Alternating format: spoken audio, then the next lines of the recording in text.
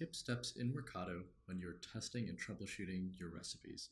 So here I have an automation where we're parsing through a CSV and we want to process that information downstream.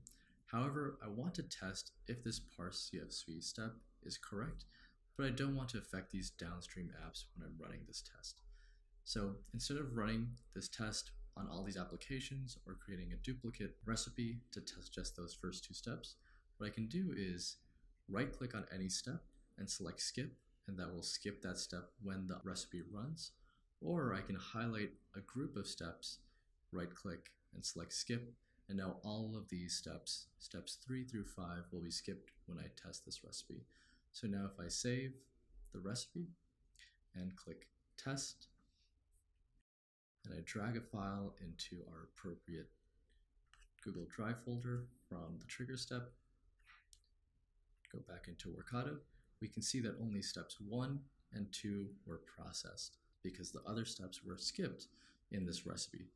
And so now I can just look at the details from step 2 and see what was processed. So that's how you can use skip steps in Workato to fine-tune your testing and troubleshooting your recipes. I hope this helps, and thanks for watching.